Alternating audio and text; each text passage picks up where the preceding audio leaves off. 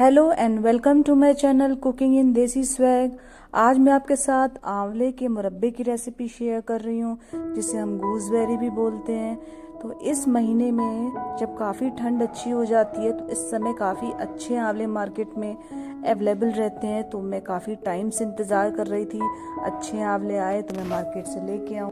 तो इसे मैंने बनाया है, काफ़ी ही अच्छा बना है, काफ़ी ही जूसी बना है, टेस्टी बनाया है। तो आज मैं आपको अपने तरीके से बताऊंगी मैं कैसे बनाती हूँ आंवले का मुरब्बा। इसे 2 साल रखो, 4 साल रखो, ये ख़राब नहीं होने वाला है। इसकी कंसिस्टेंसी देखिए आपको किस तरह से रखनी है। हमें इसे एकदम जैसे हनी होता है ना, हनी से थोड़ी सी पतली कंसिस्टेंसी होनी चाहिए।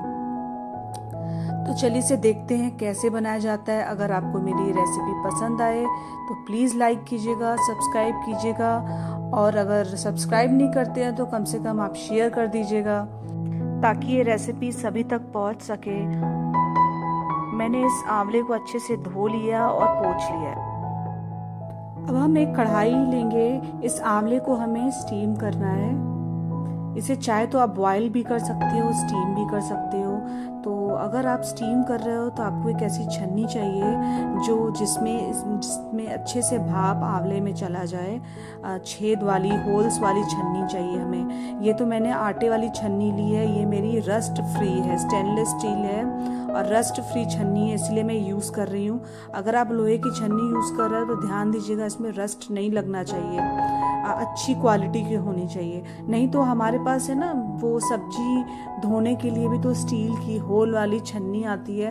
वो मेरे पास दूसरे तरीके की थी तो मैंने वो नहीं यूज़ की। अगर आपके पास फ्लैट वाली हो तो आप वो यूज़ करें। या दूध ढकने के लिए भी तो आजकल ढक्कन आते हैं जिसमें होल्स होते हैं, तो वो भी आप यूज़ कर सकते हो।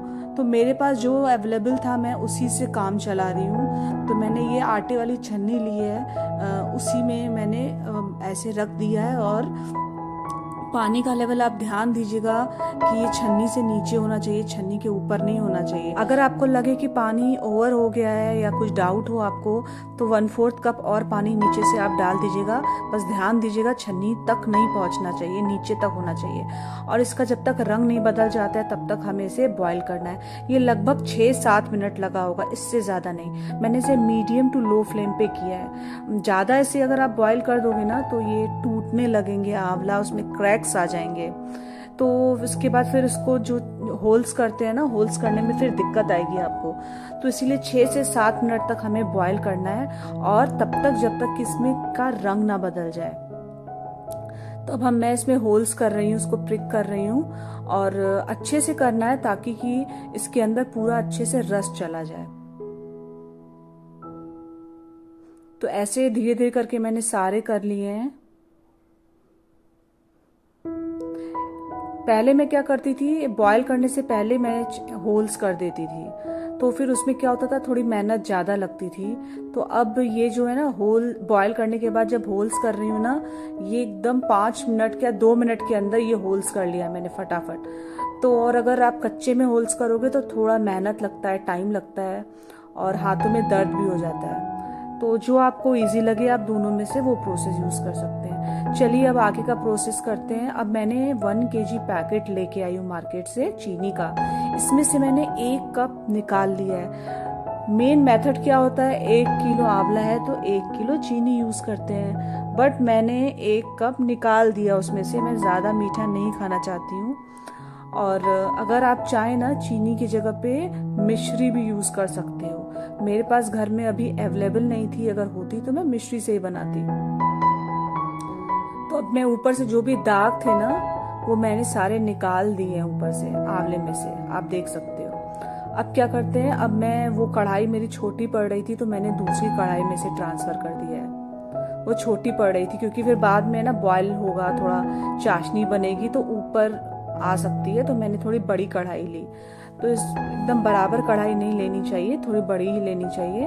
तो फिर मैंने इसे हल्का हल्का इस तरह से अभी घुमा लिया है। जब अच्छे से घुमा लें तो उसमें क्या करना है, आपको अभी तो मैंने लो फ्लेम पे ही रखा हुआ है, अभी हाई नहीं करना है आपको। अब मैंने 1/4 कप पानी डाल दिया इसमें, 1/4 से भी थोड़ा कम पानी डाला है, मतलब 3 to 4 टेबल स्पून वाटर डाला है। अभी आप डाल दीजिए, क्योंकि इससे क्या होगा, चीनी को मेल्ट होने में आसानी होगी, ये प्रोसेस थोड़ा फास्ट होगा। तो अभी भी मेरा फ्लेम लो पे ही है। फ्लेम को लो पे ही रखना है जब तक कि चीनी पूरी पिघल नहीं जाती है। अभी भी फ्लेम लो पे ही है। इसका मैं वेट कर रही हूँ कब चीनी मेल्ट होगी, तो फिर मैं फ्लेम को मीडियम टू हाई कर लूंगी। आपको बीच बीच में इसी तरह से घुमाते रहना है, फिर ढक्कन लगाना है, फिर घुमाना है, फिर ढक्कन लगाना है, और देखते रहना है बीच बीच में कि चीनी अच्छे से मेल्ट हो रही है कि नहीं हो रही है।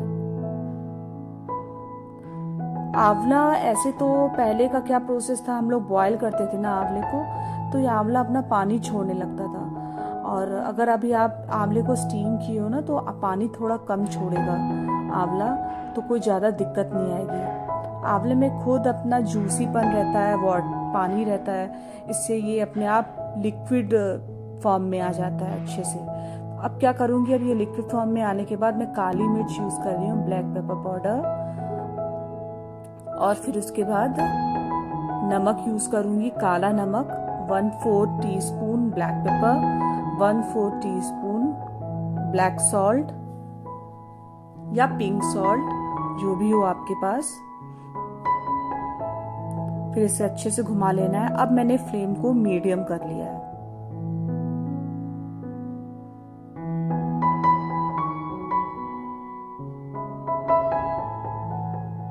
अब मैं इलायची डाल रही हूँ इसमें, 6 से 7 इलायची मैंने डाली है। अगर आप चाहें तो इलायची का पाउडर भी डाल सकते हो।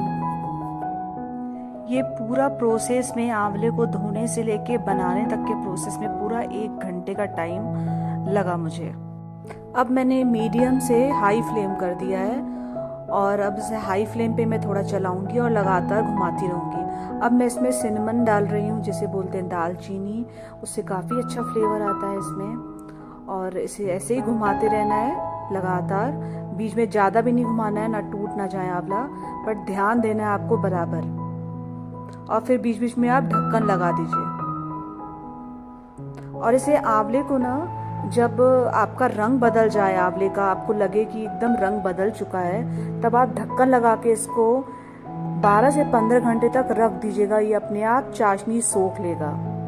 अगर आपको फिर भी लगे कि ये तो गाढ़ी नहीं हुई है, तो आप सुबह जब 12-14 घंटे के बाद इसे थोड़ा सा 2-3 बार और बॉयल दे दीजिएगा, 1 या 2 मिनट के लिए, फिर ये नॉर्मल कंसिस्टेंसी में आ जाएगी। और अगर मान लेते हैं आपकी कंसिस्टेंसी काफ़ी गाढ़ी हो गई है, तो आप क्या कीजिएगा, 1/4 कप एकदम उबाल दीजिएगा पानी को, और इसमें डाल देंगे, तो फिर ये कंसिस्टेंसी ठीक हो जाएगी। तो दोनों प्रोसेस आपको ध्यान में रखना है। अब आप देखिए, मैंने इसे मॉर्निंग में 14-15 घंटे के बाद ये किस तरह की कंसिस्टेंसी हो गई है। बिल्कुल ये एकदम हनी से थोड़े ज़्यादा लिक्विडी फॉर्म में है, बिल्कुल लगभग उतनी ही है। तो इससे क्या होगी, इतनी चाशनी में ग्रेवी होनी चाहिए कि ये आंवले सारे डूबे रहने चाहिए, कम चाशनी भी नहीं होनी चाहिए, बराबर होनी चाहिए, एकदम डूबा रहना चाहिए।